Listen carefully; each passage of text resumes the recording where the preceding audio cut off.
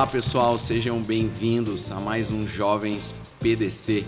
Esse aqui que é o podcast dessa gurizada que quer pensar bastante, que quer amadurecer, avançar em Cristo, sempre com conversas aqui, convidados inteligentes, e a gente pode conversar juntos, e a gente pode crescer, aprender bastante, que isso aqui é bem importante.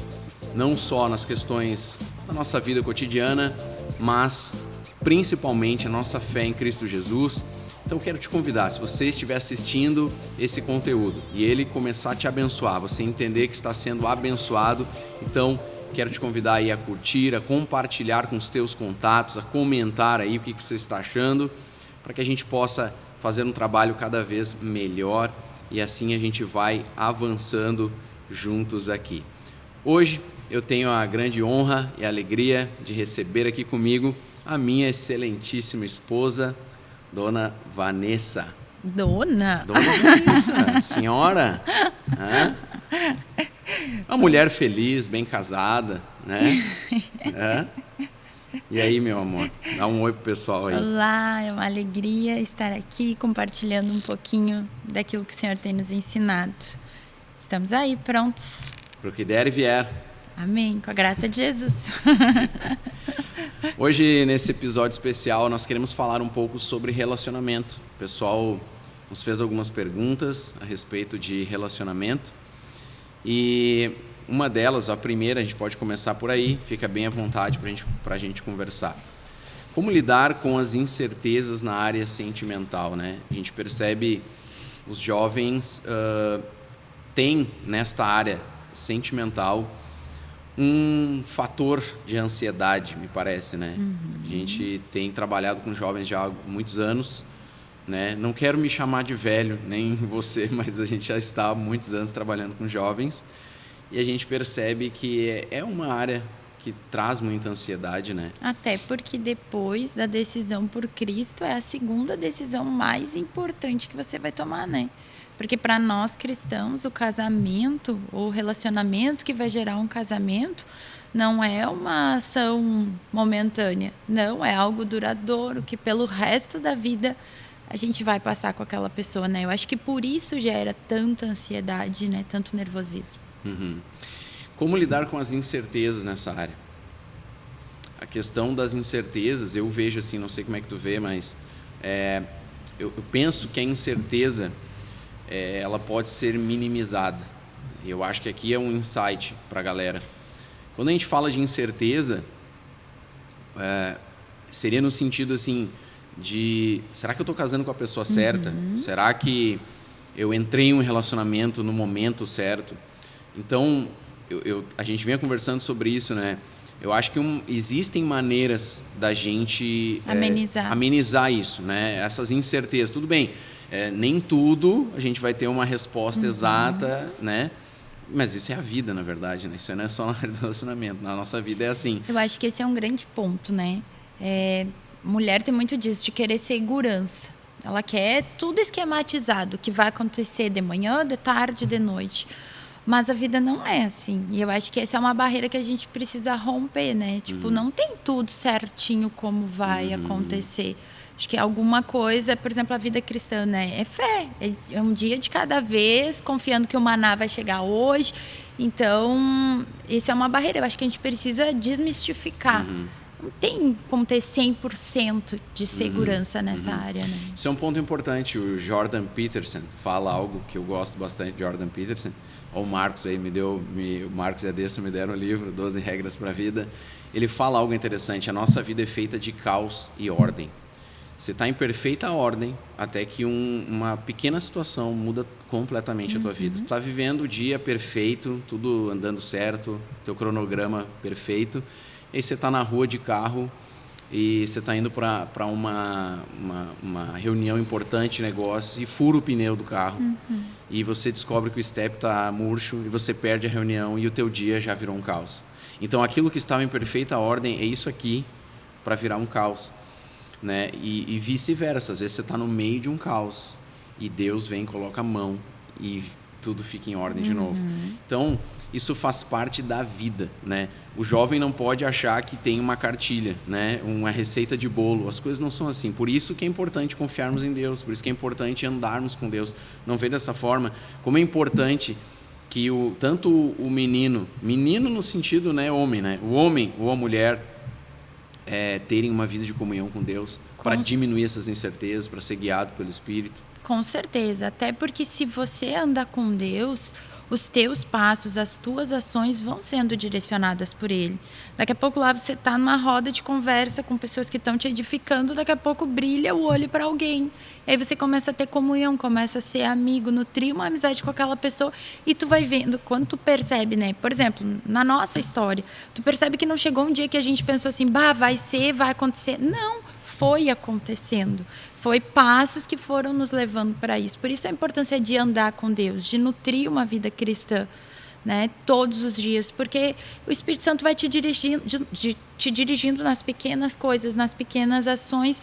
E quando você viu, você se aproximou de alguém, você nutriu uma amizade, daqui a pouco aconteceu. Pô, me apaixonei, tô gostando, sinto que é Deus. Eu acho que é bem diferente quando você fala para uma pessoa do mundo, né?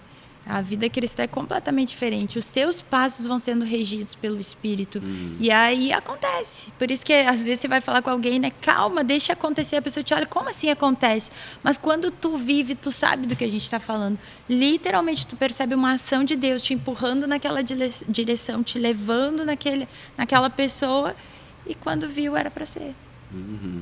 Uma segunda pergunta que eu acho que aí a gente consegue entrar ainda um pouco melhor nesse primeiro questionamento, que é: quais as principais perguntas que devem ser feitas antes de assumir um relacionamento? Isso aqui tem um ponto que eu acho interessante. Os jovens sempre nos procuram para dizer assim, ó, conheci a fulana, por exemplo, se for uma menina, conheci a fulana, eu estou orando por ela. Para mim, é uma coisa minha que eu ouvi alguém falando e eu concordo. Não existe essa coisa de orar com alguém. Sim. A partir do momento que tu disse para a pessoa que tu está orando por ela, pronto, já despertou alguma coisa. Então, para orar por alguém, você não precisa dizer para a pessoa que você está orando. Você está orando, ora no teu quarto em casa, não precisa falar nada. Continua orando e confia em Deus. Até para não defraudar a pessoa, porque daqui a pouco você no meio do processo da oração. Que é defraudar? É despertar algo que você não vai conseguir cumprir. Daqui a pouco você chega numa menina, por exemplo, porque, né, vamos pela tendência de que geralmente o menino vai procurar a menina. Seria assim, antigamente era assim, né? Deveria ser assim, não por WhatsApp, não encerrar relacionamento por WhatsApp, né? Tem que ser homem, né? É importante isso. E é bem importante, homem, né? Porque a gente vê muitos meninos. Acho que aqui cabe um ponto, né? A gente vê muitos meninos e meninas, por exemplo, né? Até ouvi alguém falando essa semana sobre isso. Antigamente você via os seus pais só no campo trabalhando, o tempo todo trabalhando, cumprindo uma função. Agora você chega e vê seu pai descansando. Por quê? Porque o tempo que ele está contigo, ele está mais tranquilo. Então, parece que isso a vida melhorou, a qualidade de vida, a condição financeira melhorou. Não tem mais aquela necessidade, por exemplo, de passar o dia todo no campo, roçando um lugar. Hoje a gente tem trabalhos, às vezes consegue trabalhar até de casa. Sim, mas isso também nos roubou um pouquinho do senso de responsabilidade. E aí que eu queria chegar. Às vezes a gente vê meninos que querem namorar, meninas que querem namorar, mas não tem um senso de responsabilidade. Não consegue ser responsável pelas suas ações. E aí entra a defraudação, né? Por exemplo, você chega na menina e diz, vamos começar a orar, tô gostando de ti. Passa 2 semanas, você entende que não era aquela menina. Aí você acaba com ela. Pô, nela, você deixa uma marca. Por quê? Porque talvez ela nem estava interessada em ti, nesse rapaz. Mas ela ouviu aquilo, ela foi despertada, gerou nela uma expectativa. E aquele menino não cumpriu, ele defraudou ela. Ele defraudou as emoções dela. Então, o ponto ideal mesmo é que você ore, espere em Deus. Na verdade, eu acho que tudo começa com uma amizade.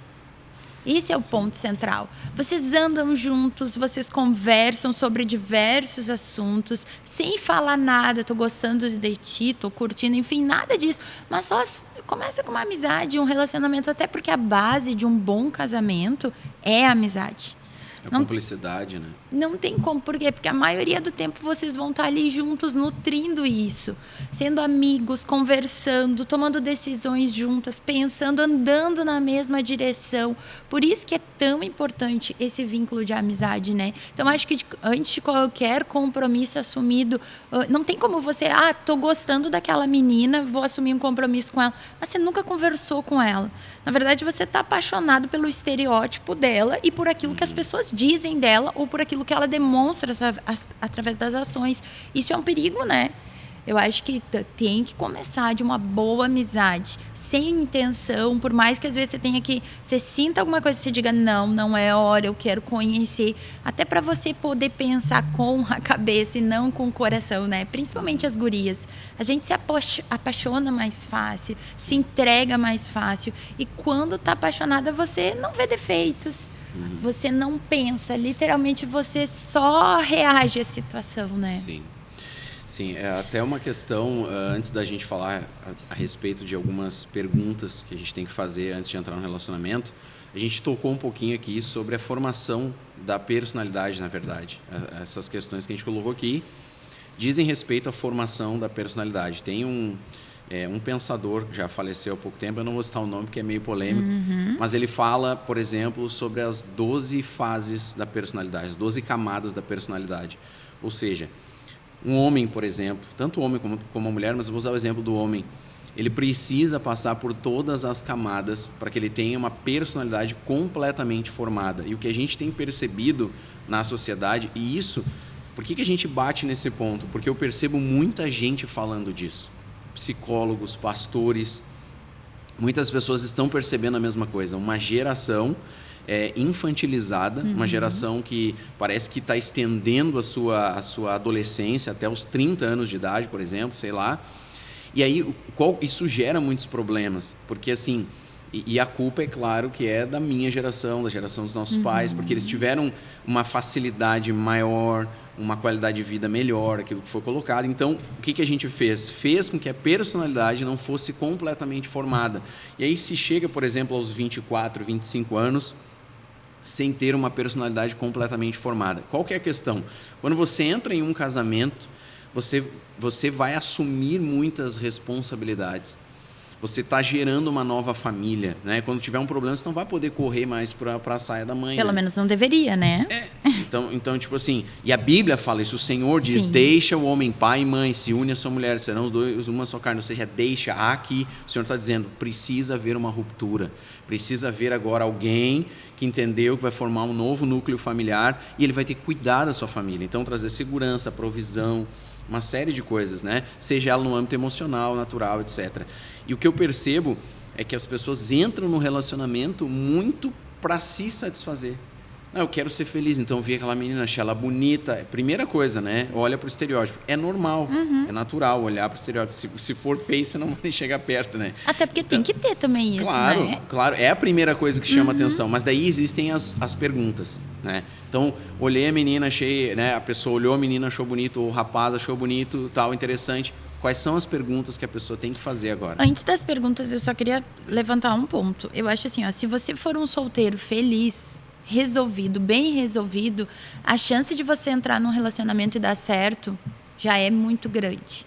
Por quê? Por que eu falo isso? Porque às vezes a gente vê jovens que entram carentes, que entram com que problema, acham que é o relacionamento que vai preencher alguma coisa, né? E aí é como você ir ao supermercado com fome. Quando você vai no supermercado com fome, qualquer coisa é bom, você gasta muito mais. Isso e prova. É estatístico, né? Tem provas disso. Mais quando estão com fome. Exatamente. Quando você está carente, qualquer pessoa que aparecer, você se joga. Então, primeiro, se resolva em Deus. Busque satisfação nele, ser preenchido nele, né? Porque aí a chance de entrar e dar certo é muito maior. Quais as perguntas que eu faria? Primeiro, as questões de futuro. Eu pensaria junto. Tipo assim, o que ele quer? O que ele sonha? O que ele pensa a respeito do futuro? Por quê? Porque às vezes a gente vê pessoas que a menina quer ser missionária e o menino quer ser CEO numa empresa. Qual a chance disso dar certo? Mundos diferentes. Vocês têm uma jornada na vida que vocês vão caminhar juntos. Vocês estão debaixo da mesma missão?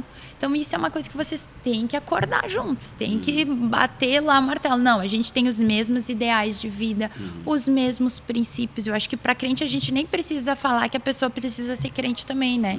Porque se você entrar num jugo desigual, é 50% de chance de dar errado, né? Por quê? Porque você vai querer virar igreja, você vai querer buscar o Senhor...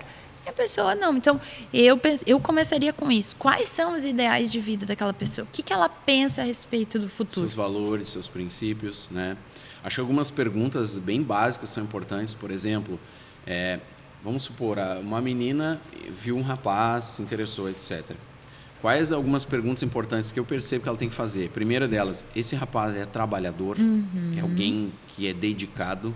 Eu começaria, talvez, ele é um homem já? É um homem, não é um guri, né? É um homem, é trabalhador, teme a Deus. E quando eu falo de temer a Deus, eu estou falando de... Não é religioso, porque eu sempre digo isso, né? Acho que foi o Rodolfo que comentou.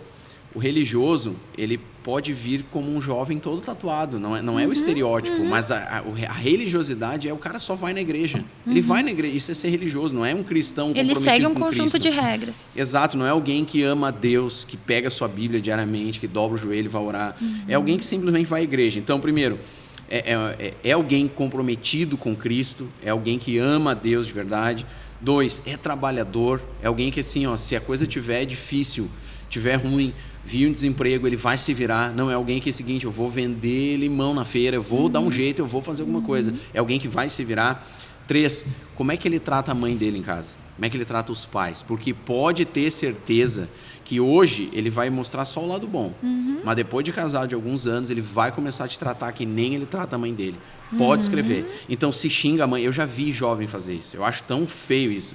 Jovem que xinga a mãe, chama a mãe de burra, fala um monte de coisa pra mãe, né? Eu fico pensando assim, se ele não consegue tratar bem a mãe dele, que é tipo assim, a pessoa que fez tudo por ele na vida, quem é que ele vai tratar bem, né? Então, assim, são questões bem importantes. Não, mas ele me trata super bem, claro, porque no namoro ele tem um interesse. Sim. Depois que ele tiver o que ele quer, ele vai ser quem ele realmente é, né? E aí ele vai ser aquele que xinga a mãe. Então, tipo assim, isso são coisas que a gente diminui, então, aquelas incertezas, né? É trabalhador, primeiro, teme a Deus, depois é trabalhador, como é que trata a mãe e o pai. Outra coisa, é alguém cheio do Espírito Santo ou que tem buscado ser cheio do Espírito Santo. Por que isso é tão importante? Queria te fazer essa pergunta. Por que é tão importante alguém ou ser cheio do Espírito Santo ou pelo menos, não, eu quero ser cheio do Espírito Santo? É tão importante porque não vai existir ninguém 100% perfeito. Isso não vai existir.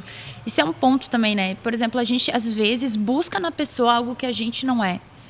Você vai ser achada por um cara de Deus se você for uma mulher de Deus. Então, isso é bem importante. Se você quer alguém trabalhador, se você quer alguém cheio do Espírito Santo, nós precisamos ser assim também, né? Carregar esse senso de responsabilidade. É tão importante essa pessoa ser cheia do Espírito Santo, porque quem opera em nós as transformações, já que eu entendi que não existe ninguém 100% perfeito, eu preciso ser transformado. E quem opera a transformação em mim é o Espírito Santo.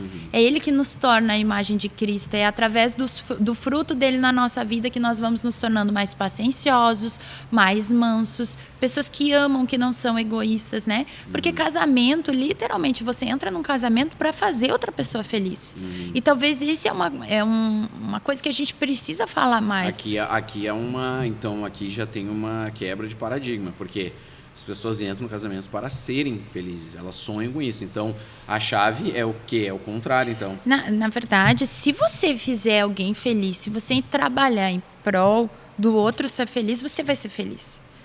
Não tem como, não. Se você casou com a pessoa certa também, né? Porque aqui tem um ponto. Se você casar com um cara que é carnal, ele vai buscar os ideais dele. Ele vai buscar as vontades dele, se satisfazer. Agora, se você escolher um cara de Deus, se foi direcionado pelo Espírito, o cara vai andar no Espírito. Ele está sendo feito feliz. Automaticamente ele vai pensar o quê? Através do Espírito Santo na vida dele. Pô, ela está se esforçando por mim, pela minha felicidade. Eu vou fazer o mesmo por ela. Por isso que tudo começa de uma boa escolha. parte de uma boa escolha. Não adianta depois você querer lutar por que o cara se transforme através da ação do Espírito se ele não anda no Espírito. Então, tudo parte de uma boa base. Eu acho que antes só da gente voltar a esse ponto, a importância dos conselhos nessa fase. Você se interessou por alguém, ouça pessoas sábias, ouça seus pais. Eu lembro, né, que sempre meu pai e minha mãe diziam uma coisa que me marcou: o importante é temer o Senhor, o resto é resto. Se ele teme ao Senhor, se ele tem Cristo no coração, se ele é movido pelo Espírito, se ele busca uma vida com Deus, o resto vai vir. Então, a importância de você dar ouvidos àqueles que te cercam, àqueles que te amam, que nutrem uma vida espiritual também, né? E o resto, enfim, me perdi agora.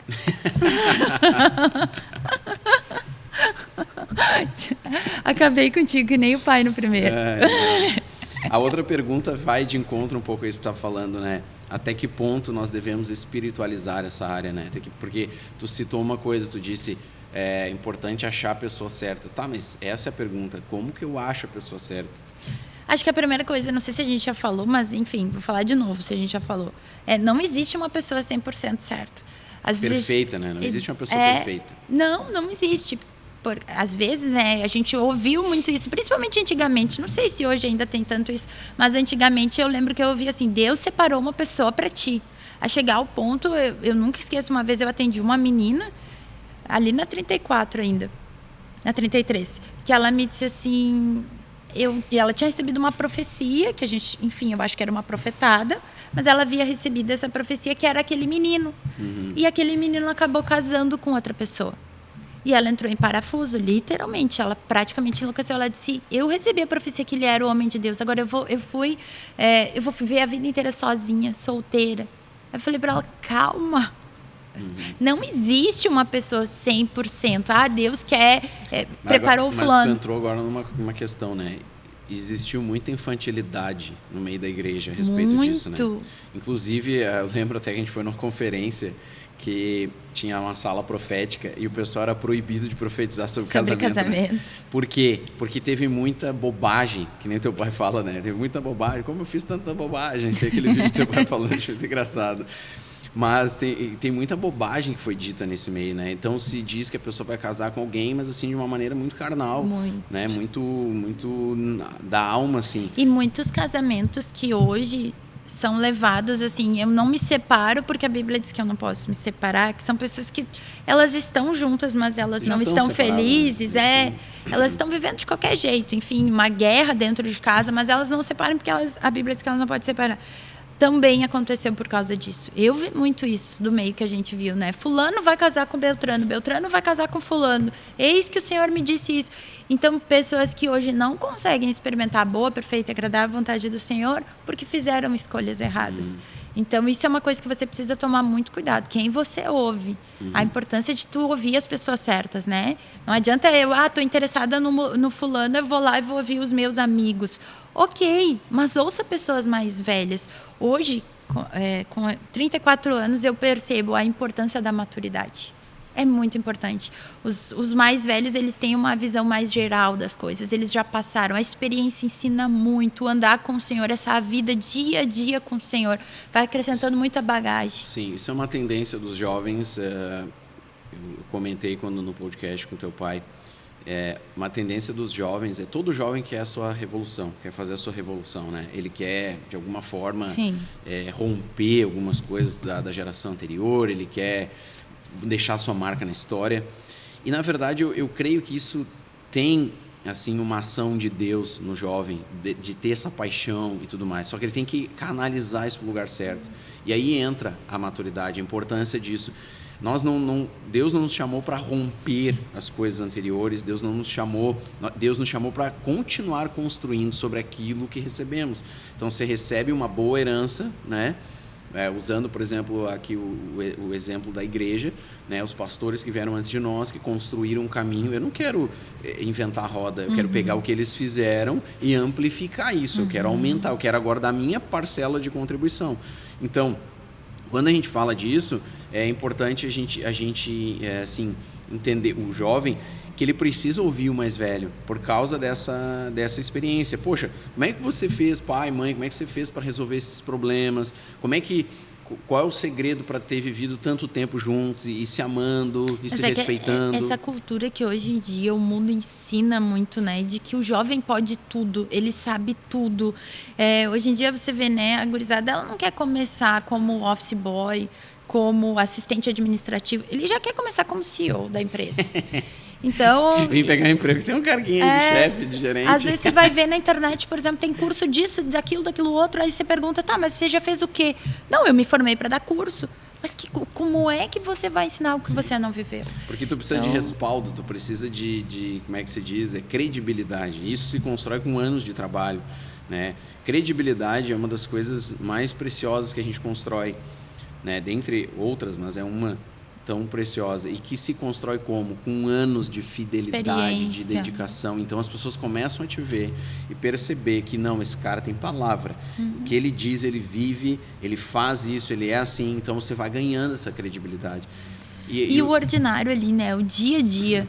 Às vezes a gente dá tanto valor para aqueles dias extraordinários, para aquelas pessoas que são grandes, mas a gente esquece do pai e da mãe que estiveram conosco ali. Abrindo mão de tanta coisa, cuidando, nos conhecendo, andando junto, fazendo coisas que não gostavam, abrindo mão das suas vontades. E a gente não olha essa experiência deles. E depois, com o passar dos anos, a gente percebe o quanto é importante ouvi-los, prestar atenção. Pais, né? A gente percebe tudo que os nossos pais fizeram por nós, né? Isso é interessante.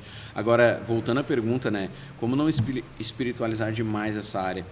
Eu penso, não sei como é que tu vê, mas eu penso que a gente tem 50% é espiritual e 50% é racional. Eu acho que a parte racional é aquelas que a gente comentou. Por exemplo, nessa área, veja características específicas. É trabalhador, né? Teme a Deus, é trabalhador. Tem os mesmos ideais de vida. Como é que trata a família, quais são os seus valores, seus ideais, quais são os seus sonhos e projeto de vida. Isso é uma coisa bem racional, não tem nada de espiritual, né? Uma outra coisa que não é espiritual que a gente comentou, não existe uma pessoa perfeita. Se ficar esperando a pessoa perfeita, você não vai casar. Então não existe isso. Mas tem uma área mais espiritual também, que eu acho que começa, não sei como é que tu vê, mas eu entendo, não acho, tenho certeza, que começa pela nossa comunhão com Deus. E quando eu aprendi a escutar a voz do Espírito, eu estou olhando essas características, todas elas são racionais, mas eu estou em espírito de oração. Estou dizendo, Senhor, me mostra, Senhor, me revela, me faz perceber as características. Tu não vê dessa forma? Com certeza, e até porque se você está nutrindo uma vida assim, provavelmente as pessoas que estão perto de ti estão assim também. É muito raro você ver alguém que está andando com Deus, andando no meio de uma gurizada lá que não quer nada com nada.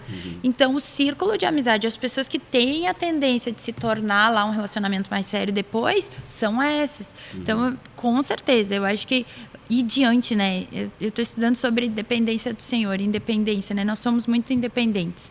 E uma das coisas que a pessoa que teme ao Senhor, que anda com Deus, é antes de cada decisão, ela vai olhar para o céu, ela vai olhar para o seu interior e vai dizer, Espírito Santo, e aí, o que tu pensa disso? O que eu faço?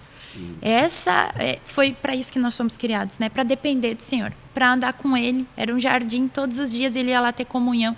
Então a gente precisa dia a dia, Senhor, se aproximou alguém, você viu que está despertando algo no teu interior, que a pessoa é recíproca. Espírito Santo, continuo, paro, o que eu faço? E isso sim, isso vem de um relacionamento. Você não começa a ouvir a voz do Espírito Santo do nada. É todos os dias, eu sempre falo, né? É a voz no mesmo lugar. Você começa a conhecer aquela vozinha que vem, aí você presta atenção, não, mas eu já ouvi isso alguma vez, eu vou dar ouvidos a isso. O Piero que fala disso, né? Piero também fala, né? A vozinha no mesmo lugar. O Piero é um amigo nosso. Né? Se estiver assistindo aí, um abraço Piera, para Carol e as meninas, né? Muitas saudades estamos, mas isso é importante. Seguindo aqui, tu comentou uma questão sobre maturidade, o quanto a maturidade é importante para um relacionamento saudável. Como é que uma criança, né? Se tu der para uma criança uma ação de um adulto, ela não vai conseguir desenvolver aquilo. Ela vai entrar em parafuso. Ou ela vai fazer do jeito dela, né? Como é que um menino vai... Dá 100 pila para um... Pila é coisa de gaúcho, né? Dá 100 reais para o Lourenço, por exemplo. Ele vai gastar tudo em bala. ele vai comprar Hot aqueles Wheels. brinquedinhos. Ele gosta daqueles brinquedinhos de apertar, ele vai gastar naquilo. Então, um menino não está pronto para um relacionamento. Uma menina não está pronta. Existe um tempo para tudo, né? Eclesiastes fala que Deus tem o tempo e o modo para tudo. Tem um tempo de despertar o amor. Tem um tempo de entrar num relacionamento. Existe. A maturidade é muito importante. Sim. E aqui é uma coisa de nós pais pensarmos também, né? Eu acho que a gente tem um público mais velho aqui também. Eu acho que a gente precisa falar sobre isso. A importância de nós pais, de alguma forma, trabalharmos para que os nossos filhos sejam maduros. Às vezes a tendência nossa é querer livrá-los dos processos, das dificuldades. É mais fácil, deixa que a mãe faz, deixa que a mãe cuida, fica perto de mim. Só que a gente impede eles do crescimento. A gente impede que eles... Nós estamos sabotando o futuro deles, na verdade. Né? Exatamente. Eu lembro que naquele programa, o César, o Encantador de Cães, né? Eu me lembro que uma vez ele foi numa família, para quem não viu o programa, ele vai em famílias que têm problemas com os cães, né? Pets, eu acho, em geral, né? E daí ele foi numa família que tinha lá não lembro se era uma cadela ou um cachorro, que se jogava em todo mundo, subia por tudo, não respeitava ninguém, os donos não conseguiam resolver nada. Ele chega e aí ele fez algumas perguntas. Ele perguntou, como é que vocês adotaram esse cachorro? Ela disse, não, é que quando ele era novo, pequenininho, ele estava doente e a mãe deixou ele sozinho, ele ia morrer ali e tal, não sei o quê. Então a gente foi lá, pegou ele, adotou, etc e tal, cuidou dele. Aí o César falou, tá aí o erro de vocês. Por quê? Porque a natureza é perfeita nesse sentido. A mãe não deixou ele sozinho. Deus é perfeito. Porque era doente, claro, porque ele era doente, porque ela era ruim, pelo contrário. Ou porque ela não o amava. Pelo contrário. Como ele era doente, ela sabia que ele ia enfrentar muito mais dificuldades do que os outros na vida. Então o que ela fez? Ela deixou ele de lado, porque ele ia ter que se esforçar, vencer as suas fraquezas para poder ir se alimentar, para poder se virar. Ou seja, o que ela estava fazendo? Ensinando ele a amadurecer. E aí foram lá os seres humanos, pegaram, abraçaram. Era uma madeira. O que ele se tornou? Um monstrinho, Sim. entende? Depois ninguém aguentava o cachorro. Então, isso é um exemplo do que acontece na nossa vida. Uma coisa que é importante, maturidade não é só ter idade, isso é envelhecer. Se um jovem fica jogando videogame, vou usar o exemplo do videogame, não é que não posso jogar videogame, mas tipo, ele só joga videogame, ele não quer fazer mais nada, só jogar videogame. Ele fica jogando aos 25, aos 26, 27, 30, 32, 35, ele vai chegar com 35 anos e vai continuar sendo, ele só envelheceu, ele ficou velho, mas a cabeça dele é de guri. Ou seja, a maturidade é sim o tempo decorrido, mas o quanto eu aprendi, o quanto eu coloquei conteúdo para dentro. Então aqui, maturidade não é só ficar velho, maturidade é envelhecer, porque tu precisa, claro, ter o tempo decorrido, até porque quanto mais o tempo passa, mais experiências eu tenho com as pessoas e tal, mas eu também tenho que ser intencional em aprender as coisas. Eu preciso ler, eu preciso ouvir pessoas importantes. Trabalhar, eu preciso colocar... Porque assim, por que o trabalho é importante? Porque uma coisa é falar, outra coisa é fazer, né? Eu posso dizer, nossa, eu sei fazer isso, isso e aquilo. Tudo bem, mas eu posso dizer, eu sei fazer determinadas coisas, mas quando eu vou fazer essas coisas, eu percebo que é muito diferente do que eu imaginava. Então, a teoria é muito diferente da prática. Claro. Então, assim, isso é uma coisa que eu quero dizer que é importante. Amadurecer é tempo decorrido, mais o quanto de conteúdo eu adquiri. Tem uma coisa que eu acho que é importante nós, como cristãos, falarmos mais. Eu vejo, por exemplo, lendo a carta de Pedro, a segunda carta, Pedro fala de virtudes que a gente deve, né? Ele começa a dizer que a gente deve colocar, enfim, ali, eu não lembro de cabeça as palavras que Pedro usa, mas ele vai falando sobre várias virtudes que nós temos que acrescentar à fé, por exemplo, etc. E eu percebo uma coisa, o cristão, ele tem que ter, em primeiro lugar, os valores da palavra de Deus, sem sombra de dúvida. Tem que aprender a Bíblia, tem que abraçar esses valores. Mas depois, ele tem que aprender um pouco sobre cultura, né? Se fala um pouco sobre alta cultura. O que é a alta cultura? Eu não vou ouvir qualquer música, eu vou ouvir boa música, porque isso vai me formar, me forma a minha personalidade. Eu não vou ler qualquer livro. Uma coisa que se diz de quem costuma ler, quem gosta de ler, é que a gente nunca deve ler um livro de fácil compreensão. Uma coisa que eu já estou acostumado, que eu sei ler. Eu preciso ler livros difíceis. Por quê? Porque ele vai me levar para cima. Empurra, ele vai me empurrar a aprender, né? Te dá um vocabulário, tem um livro muito conhecido que é Como Ler Livros. Ele ensina a ler livros, que é outra coisa. Talvez a gente não saiba ler, a gente precisa aprender isso. porque isso é importante, isso está formando um caráter, forjando, né? Tem inúmeras áreas que a gente não sabe argumentar, a gente só sabe brigar que nem torcida organizada, né? Que nem política e outras coisas, mas não sabe argumentar, não tem conteúdo. Né? E aqui, de novo, a importância dos pais, né, de estimularem isso. Porque hoje em dia a gente vê uma geração de jovens que talvez eles saibam ler, mas eles não sabem interpretar um texto. E aí eles vão pegar até a Bíblia e eles não vão conseguir interpretar, eles não vão conseguir ter acesso a todo o conteúdo que está ali, mas não é por uma questão espiritual, é uma questão cultural também. Sim. Nós precisamos estimular os nossos jovens a sair das telas, às vezes, a se abrir para coisas que antigamente eram mais comuns, né? Tipo, de ter boas conversas, assuntos cabeças, de você ler, de se dedicar mesmo a interpretar um texto, a ouvir um bom podcast, a ouvir um bom conteúdo, se interessar. Por quê? Porque isso não acontece naturalmente. Precisa de estímulo, precisa de esforço, eu preciso me dedicar a isso.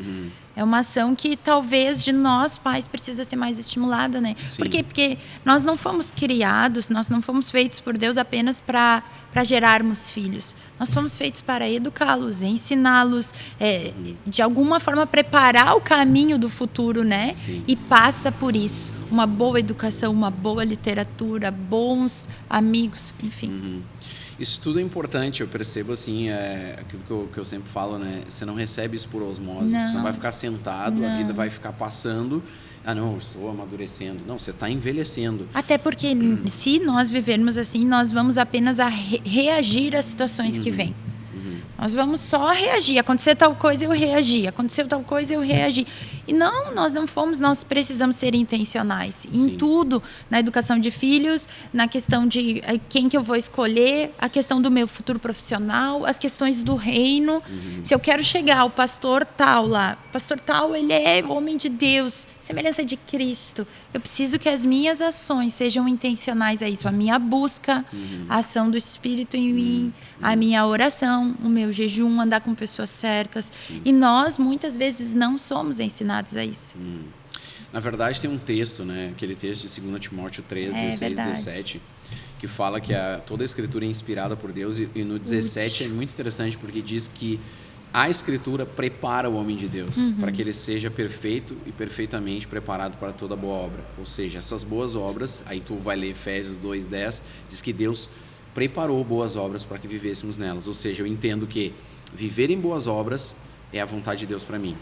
Ponto número 1. 2, me preparar para viver as boas obras é algo que eu tenho que fazer ao me expor às Escrituras. Então, tem algo que eu tenho que fazer. Não vou ficar sentado e as coisas vão entrar em mim. Eu preciso ser intencional ao ler, ao meditar, ao aprender, a ouvir boa música, a ver bons filmes. Tipo, se eu vou ver um filme, é um entretenimento, certo? Mas eu não preciso ter só o entretenimento. Eu posso ter um entretenimento que me ensina, que vai me ajudar. E não ver um filme ruim, uma série ruim que só tem, sei lá, violência ou sexualidade, impureza, sei lá eu.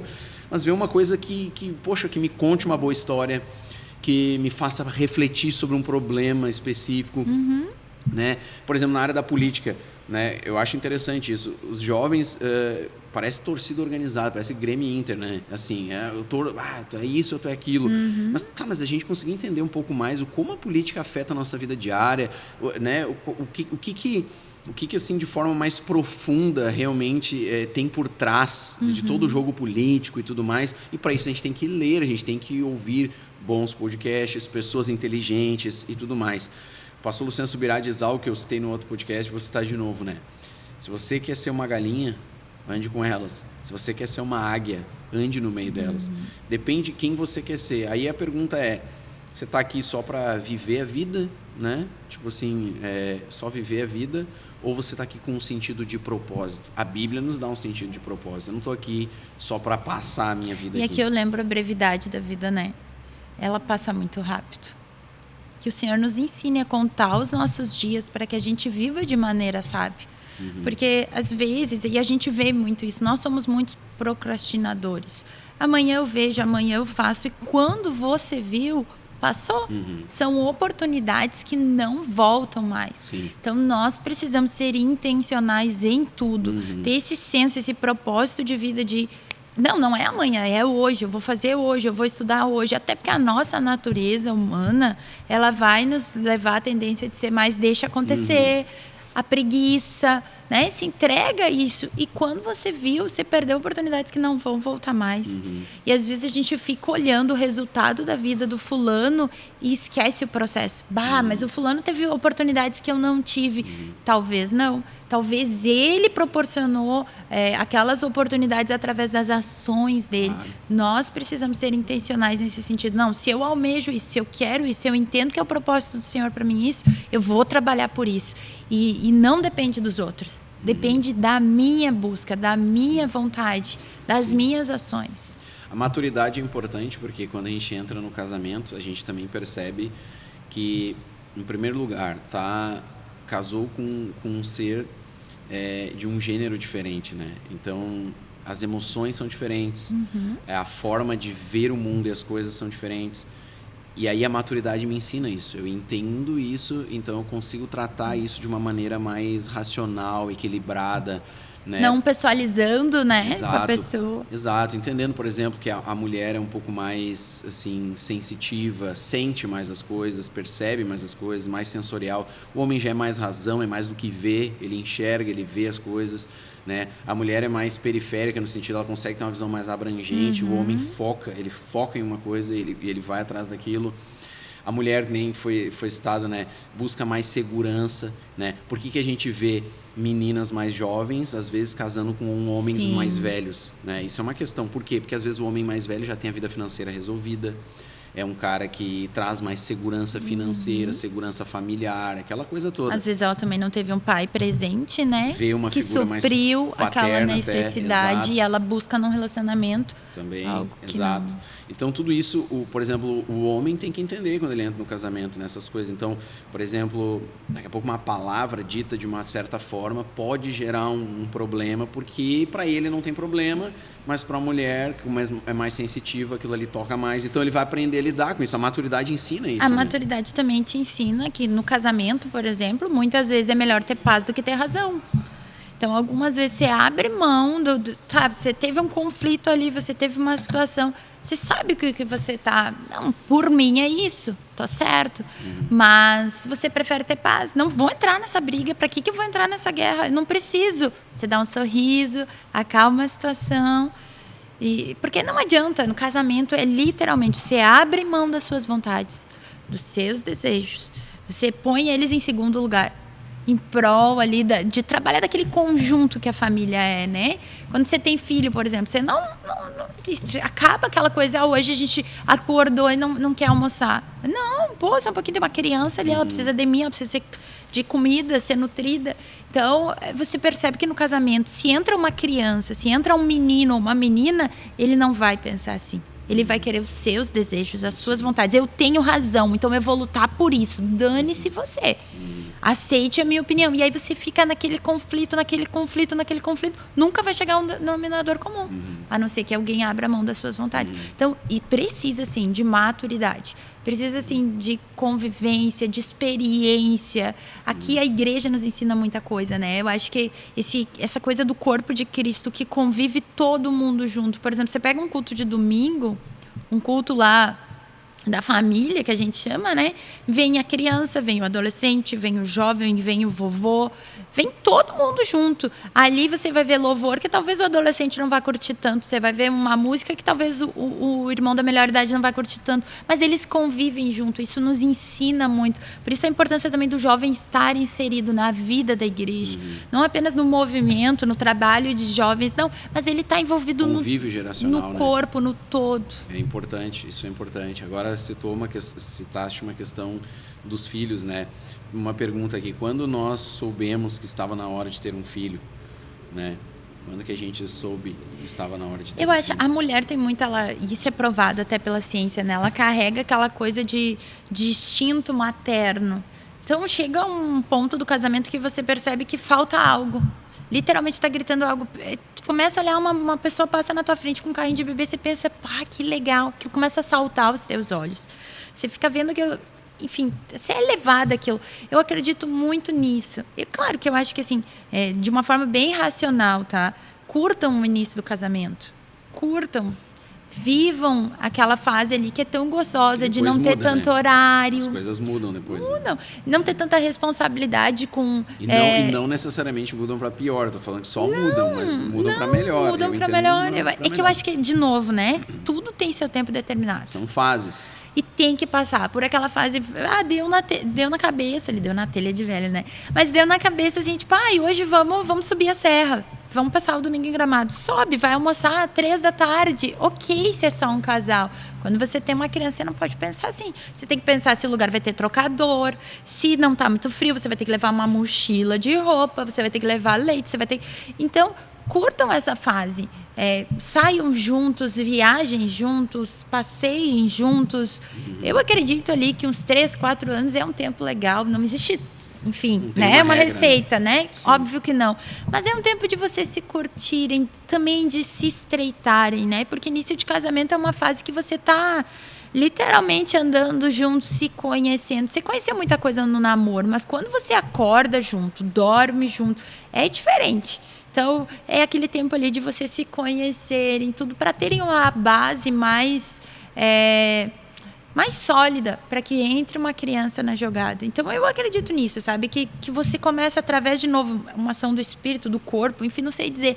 Mas é uma coisa que acontece. Naturalmente, você percebe, é tempo. Sim. Acho que também tem a questão, né, do nosso metabolismo, do nosso corpo, né? Pela medicina ali, o ideal é que a mulher tenha filhos até 33, 34, 35 anos. Eu ia dizer, citando de novo o Jordan Peterson, ele disse que pela experiência dele como psicólogo e tal, ele trabalhou em alguns escritórios de advocacia e tal, e ele via mulheres bem-sucedidas e ele percebeu que quando elas chegavam em torno dos 30 anos, 29, 30 anos, elas começavam a ter esse desejo de ser mães. Então, elas já tinham sido bem-sucedidas no mercado de trabalho, eram advogadas, sócias de empresas, eram super bem-sucedidas, mas naquele ponto parecia que faltava alguma coisa. E aí, várias delas abandonavam, às vezes, a carreira ou algo do tipo, para se dedicarem, terem filhos e queriam essa fase. Então, me parece que tem algo até natural, né, da mulher de querer nesse momento. Claro que podem existir exceções, mas assim, como regra geral,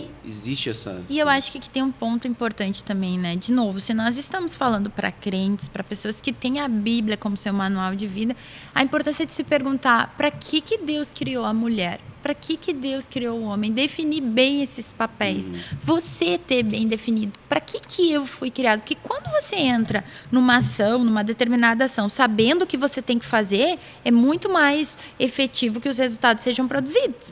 Produtivos. Isso é intencional, né? Então você tem que saber, daqui a pouco a mulher entrou no casamento e ela nem sabe para que ela foi criada para aquilo, entendeu? Eu entrei no casamento para fazer o outro feliz. Ok, entrou.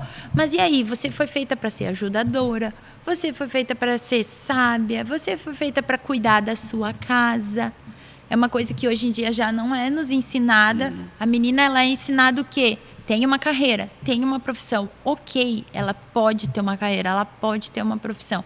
Mas ela também, se ela entrar no casamento, ela tem que lembrar que a responsabilidade dela ali de cuidar da casa, de cuidar da alimentação, de dividir essas tarefas. Daqui a pouco o cara cozinha melhor. Qual é o problema? É óbvio, é um acordo. Mas ela tem que carregar esse senso de responsabilidade, assim como o homem, de ser o provedor, de ser aquele, né, que cuida, que protege. Então, é importante também você saber entrar nesse relacionamento sabendo definir os teus papéis, enfim. Sim, isso é algo bem importante, né? Uma última pergunta é o que mudou no nosso relacionamento assim que chegou o Lolo, né? Em primeiro lugar, o Lolo é um milagre, né? Basicamente um milagre, né? Nosso desejo era ter vários filhos, né? Mas por questões naturais, né, a gente não consegue. Até 2 médicos, né, vendo os teus exames, né, disseram isso, né, olha, é um milagre vocês terem conseguido, né. Tanto tu teve uma questão de endometriose bem forte, eu também, né, quando fiz os meus exames não foram os melhores resultados também. Então o Lolinho é um milagre, o Senhor nos proporcionou isso. Eu percebo assim algumas coisas que mudaram. Eu sempre digo isso, né? Quando o Lolinho nasceu um pai, nasceu uma mãe. É impressionante, eu não sei explicar, eu não sabia nada, eu sempre disse, né? Não pega o bebê de eu ninguém. Eu não pego o bebê de ninguém. A Vanessa dizia, pega no colo pra tu aprender, pra te acostumar. Eu dizia, não quero Nem pegar. no curso que a gente fez lá de não gestante. Não quero pegar o bebê de ninguém. Não. Daí tu disse assim, tá, mas e quando a gente tiver o nosso? Quando for o nosso é diferente, é meu, é diferente. E foi exatamente isso que aconteceu. Quando ele nasceu, eu peguei ele no colo, eu não sei, era diferente, é uma coisa, cara, é meu, é parte de mim. E para mim, assim, algumas coisas que mudaram, por exemplo, principalmente no primeiro ano, né, a gente focou muito nele, né, eu entendi que tu tinha que dar muita atenção para ele. Então, principalmente nesse primeiro ano, talvez, não sei se chegou um ano, mas nos primeiros meses ali, nosso relacionamento, assim, no sentido de companheirismo, de cumplicidade, aquela coisa toda, a gente meio que focou nele e deu um tempo nisso, assim, um pouco, e depois foi naturalmente retomando isso a partir do momento que ele foi tendo mais independência, né? Então, uma das coisas que eu percebi é que a minha esposa se tornou muito mais mãe naquele primeiro momento, e eu entendi isso e tentei ajudar no que eu pude nesse sentido, e isso é uma coisa que é importante entender, né? Não adianta também, vai ter filho e depois quer que a mulher continue fazendo as mesmas coisas, tudo igual. Não, calma, agora ela vai ter que dar atenção, principalmente no primeiro momento, para a criança, para o bebê que precisa. Em primeiro lugar, muito mais da mãe, né, do que do pai. Claro que o pai pode ajudar, deve ajudar, né? Inclusive, né, a psicologia mostra que o pai faz a diferenciação social, porque a mãe é o primeiro ser que o bebê tem contato, que ele tem o afeto e tudo mais. Então, quando ele vê a figura do pai, ele começa a perceber, mas esta figura que chegou à minha frente agora é diferente desta outra que eu estou acostumado. Então, ele começa a fazer diferenciação social. Por isso que é tão importante ter a figura do pai e da mãe em casa. Por isso que nós defendemos os valores da Bíblia. E o mundo vai pregar outra coisa totalmente diferente. Mas, gente, assim, ó, eu não estou preocupado com o que o mundo diz. Isso é uma questão, por isso que é importante. Eu entrei no relacionamento com alguém que é cristão, que tem os meus valores. Nós não estamos preocupados com o que o mundo diz. Nós estamos preocupados com o que a Bíblia diz. E a Bíblia diz que um homem deve se casar com uma mulher, que eles têm que formar um núcleo familiar e que então, a partir disso, vão impor valores ou vão colocar valores, né, no filho, nesses filhos e tudo mais. Então, a nossa preocupação não é com o mundo, né? É com os valores da palavra de Deus. Então, para mim, assim, num primeiro momento, foi isso que mudou, mas mudou para melhor, eu penso, que o ser pai foi muito bom. Por exemplo, eu consegui perceber muito melhor o que é o amor de Deus por nós. Você pensa assim, como Deus foi capaz de enviar Cristo sabendo o que ia acontecer com ele. Deus nos amou muito para isso, porque você... eu acho que a primeira coisa, assim, que quando você ganha um filho, não existe aquela coisa romântica. Eles tornam muito romântica a maternidade. Eu lembro que eu ouvia muito, tipo assim, vai nascer, você vai sentir um amor louco. Aí eu olhei, logo que o Lolo nasceu primeiro, eu não senti o amor louco. Eu amava tudo, eu achava legal. Eu tive um baby blues, um puerpério bem difícil, mas eu não sentia aquele... Então, eu acho que muita coisa assim, que romantizaram, depois na prática você percebe que não é bem assim. Aquele amor, na forma que vocês vão se conhecendo, ele vai crescendo, vai crescendo, vai crescendo. E é maluco mesmo, é diferente. Eu chego a dizer que é um amor que dói, é uma coisa que é diferente. Mas a primeira coisa que também eu percebi, a segunda coisa que também eu percebi, é que a maturidade te dá um up na questão, assim, da maturidade. Você amadurece, você para de ser egoísta em muita coisa. A maternidade ensina isso. Você abre mão de muita coisa e é natural. Tipo, não é porque eu tenho que abrir, não, é natural. Então, ela te você deixa faz... de comer determinadas coisas, exatamente. dá pro filho, às vezes dá uma escondidinha, tudo mais. Te faz amadurecer muito. Terceiro, né? É algo muito bom. Muito bom. Eu acho que hoje em dia a gente precisa voltar a falar sobre isso. Se fala muito que a maternidade e a paternidade é algo muito difícil, desafiador. Parece um peso, às vezes, para as pessoas, que você vai abrir mão da sua carreira. Algumas carreiras não precisa abrir mão. A gente ouve isso, né? Que tipo, eu não vou, anos de academia, silicone aqui, isso ali, vai deixar de fazer efeito. Gente, só um pouquinho. Então, eu acho que a gente precisa, de novo, falar. É algo muito bom. É Sim. muito bom. É desafiador? É. Trabalhoso? Você abre mão de muita coisa? Abre. Mas o que ela proporciona, quantas experiências a gente tem? Por exemplo, às vezes eu estou corrigindo o Lolo no sentido de ensinando, falando, filho, não faz assim, faz assado. E na hora o Espírito Santo fala ao meu ouvido, e você? Quantas vezes eu já te falei? Agora libera graça sobre ele. A mesma graça que eu libero sobre ti, libera sobre ele. Então, todos os dias nós temos muitas chances de, com aquilo, aprender muita coisa. Com a maternidade, aprender muita coisa. Fora que você vê um serzinho que saiu de dentro de você se desenvolvendo, aprendendo a andar com Deus. É algo muito prazeroso. Eu acho que a primeira coisa, assim, que para meninas, para homens, para mulheres crentes, é lembrar. É algo bom. Deus nos fez para isso. Então, não deem tanto ouvidos para aquilo que o mundo diz. E às vezes a gente vê pessoas que chegam lá aos 40 anos, depois de ter conquistado tudo, de ter feito isso e aquilo, sonham em ser pais, né? Então, dediquem tempo a isso. Sim. Pensem sobre isso, sonhem com isso. Você está tendo a chance de preparar. E aqui é um ponto, né, que talvez a gente precise falar sobre isso também, né? Maternidade não é apenas dar comida e deixar a criança bem vestidinha, dar uma boa escola. Não, é muito mais. É ser intencional em cada ação, é preparar cada ato.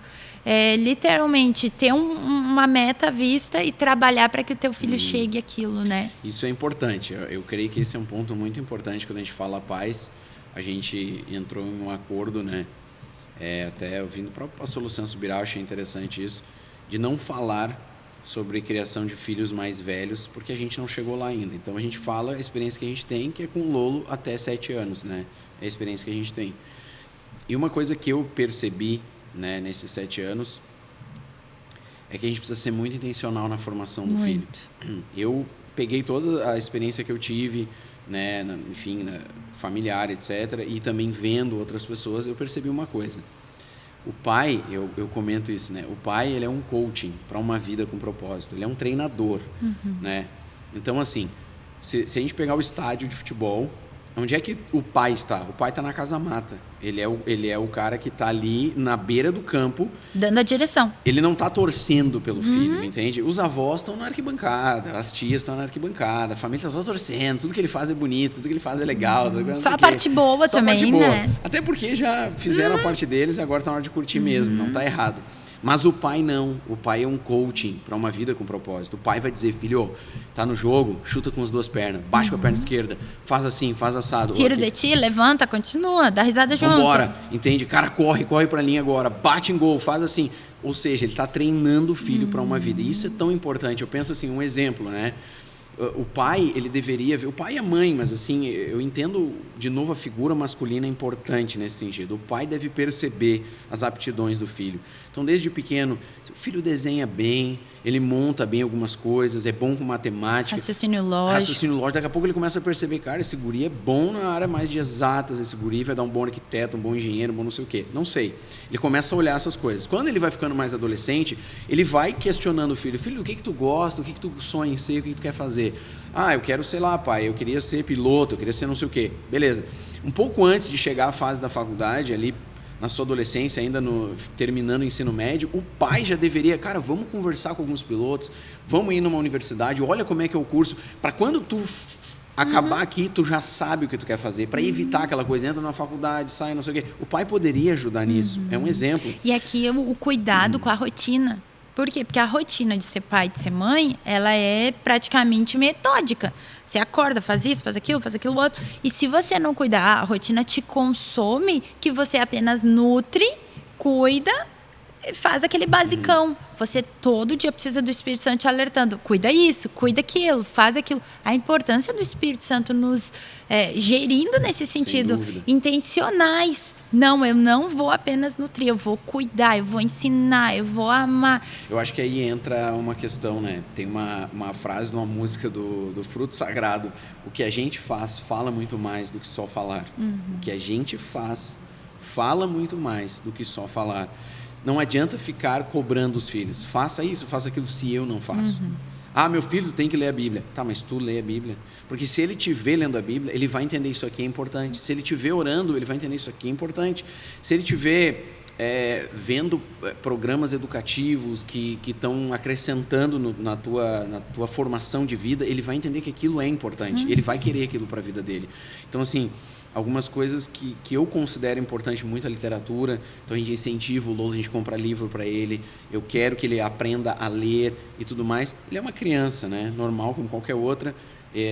Eu costumo dizer assim, eu não tenho que cobrar dele nada do que eu não cobraria de outra criança, até na igreja, né?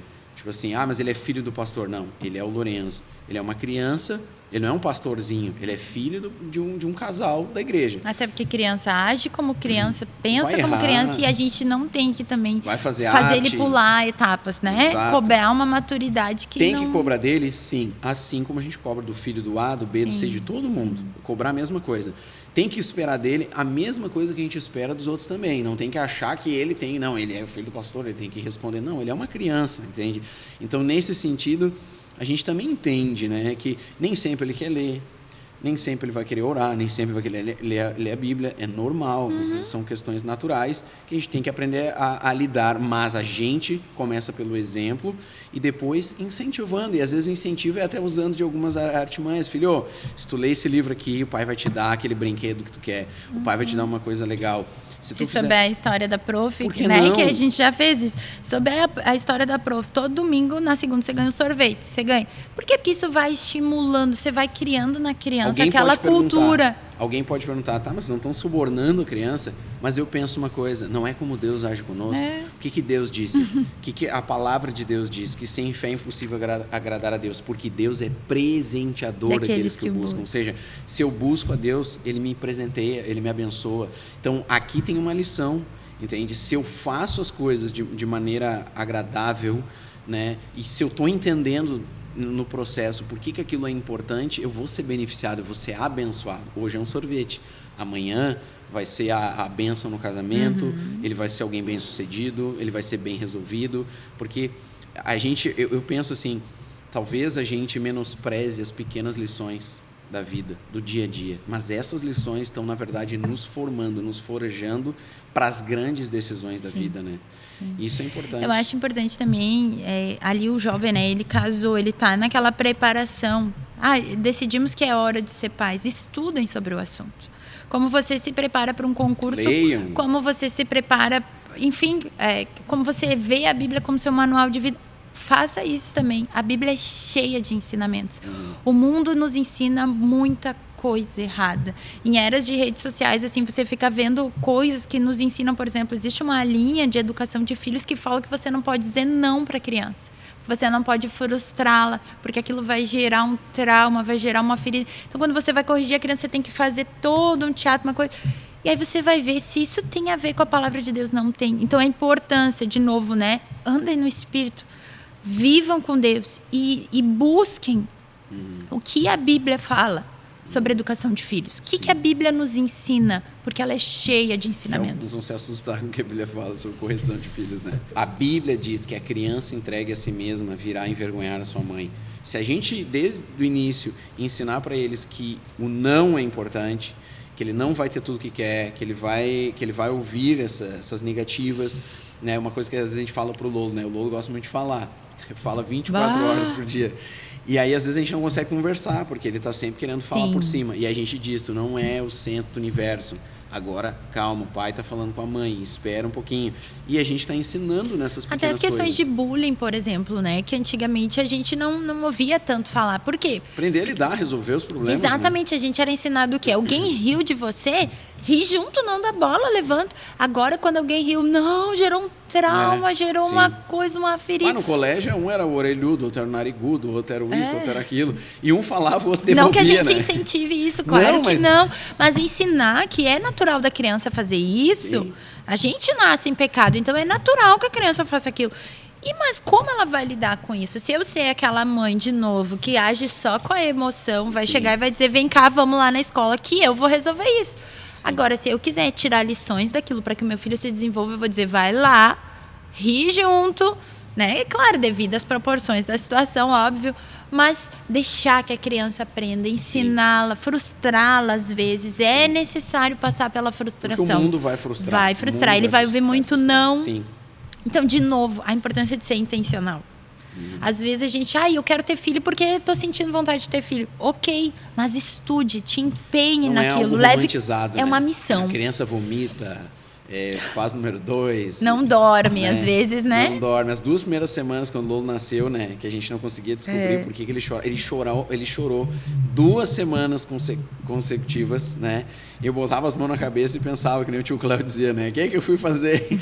Né? Ele chegou a falar isso na maternidade. Ele me olhou e disse, o que a gente fez? Tava tudo tão certinho. Porque até que a gente descobriu que o leite materno não alimentava ele completamente. E aí Olha, isso é polêmico no mundo materno. Não, específico, né, amor? O problema era o meu, tá bom. E aí a médica tentou vários outros complementos e nenhum funcionava, até que chegou um lá que deu certo. Então, assim... A experiência, né? A importância da experiência, de novo. Como a gente precisa aprender? Eu lembro que a minha avó, nesse ponto, dizia, esse guri chora de fome. Lembra que ela dizia? Exato. É fome, sai daqui, compra uma lata de complemento. E eu ouvindo a médica lá me dizendo, não, capaz. Precisamos de um mês sem dormir para descobrir que era fome. Sim, tadinho. Mas isso é importante. Eu acho que como é importante que nós sejamos intencionais. Muito. Eu acho que aqui fica uma chave para a gente finalizar. Como é importante que sejamos intencionais em toda a nossa vida. Primeiro, a nossa vida pessoal com Deus. Segundo, os nossos relacionamentos. Terceiro, como pais. Um pai e uma mãe. Escute isso, o pai e uma mãe é um coaching para uma vida com propósito. Você não está torcendo pelo teu filho e dizendo que tudo que ele faz é bonitinho. Você tem que corrigir, você tem que ensinar, você tem que direcionar, você tem que mostrar o caminho, porque esse é o teu papel. Amanhã, quando ele tiver os seus filhos, aí sim, você vai estar na arquibancada torcendo para os seus netos. Aí você só, né? E a importância, de novo, de levar como uma missão.